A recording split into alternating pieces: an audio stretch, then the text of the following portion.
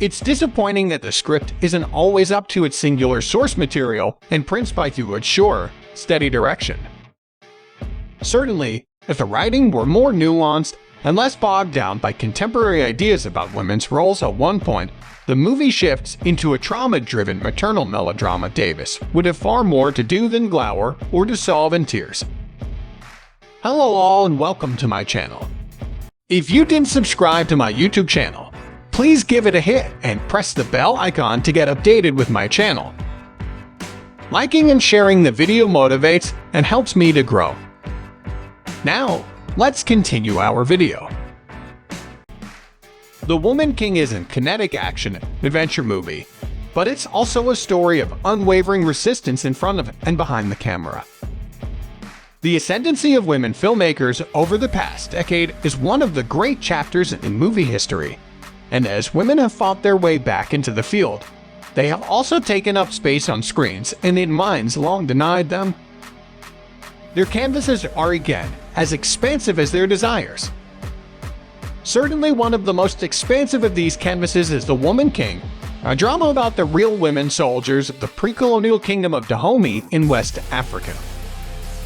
Directed by Gina Prince Bythewood, the movie is filled with palace intrigues, sumptuous ceremonies, and stirring battles, and features, as Golden Age Hollywood like to brag, a cast of thousands or thereabouts. Yet while it evokes the old-fashioned spectacles the studios habitually turned out long before Marvel, there's no precedent for this one.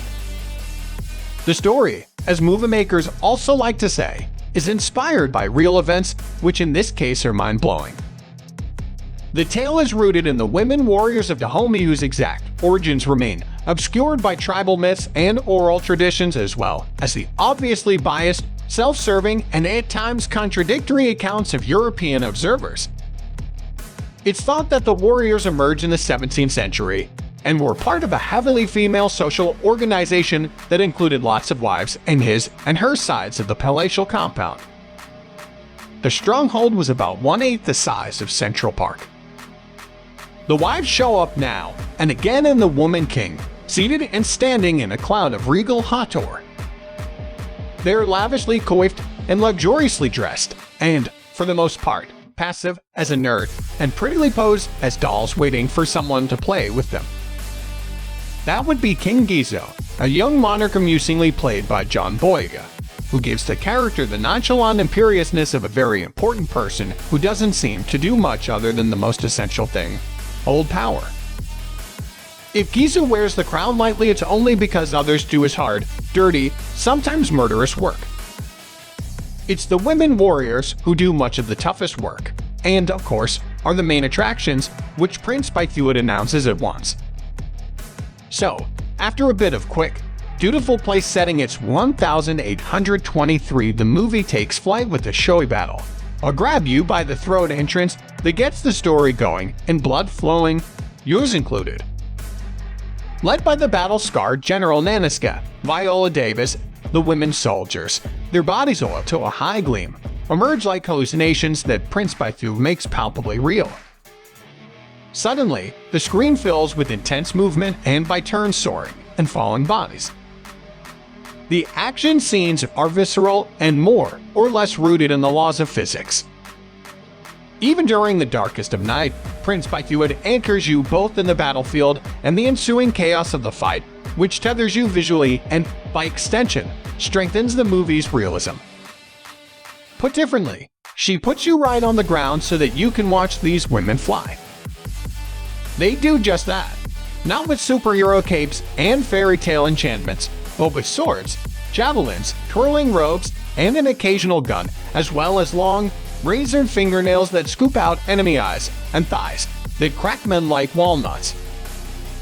The women are their own greatest weapons, and among everything else it addresses, The Woman King is about strong, dynamic black women, their souls, minds, and bodies.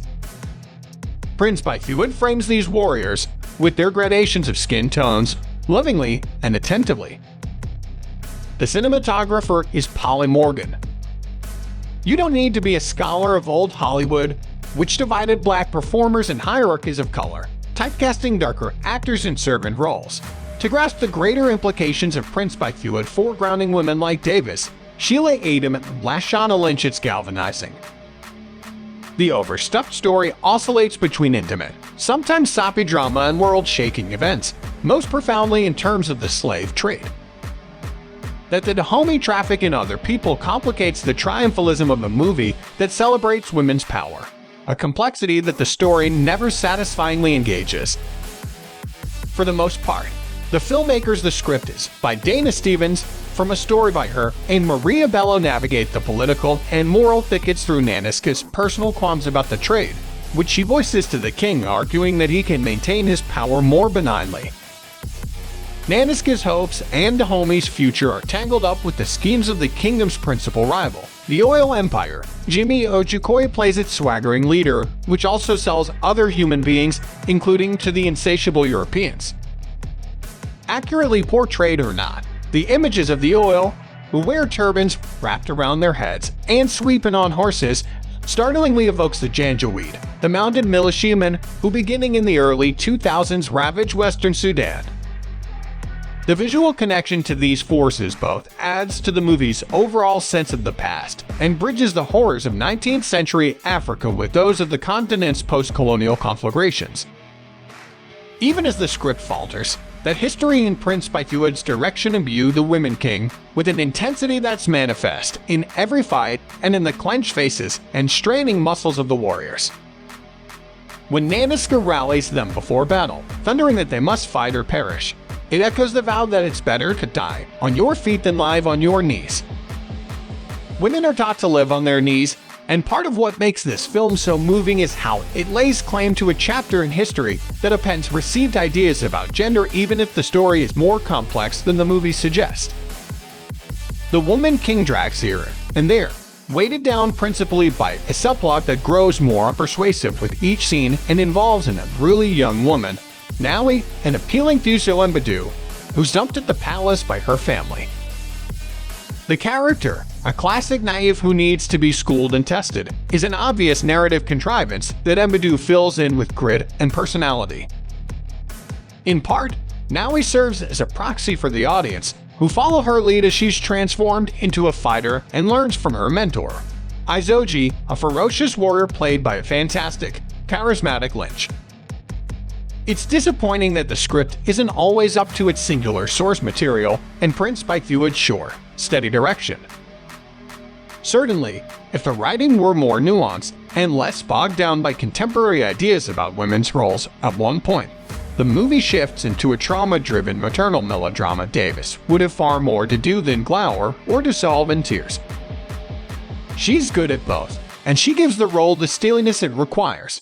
But the character isn't intricately detailed, even if, when Nanisca raises her sword and rallies her women, you feel in your bones what is at stake in this fight.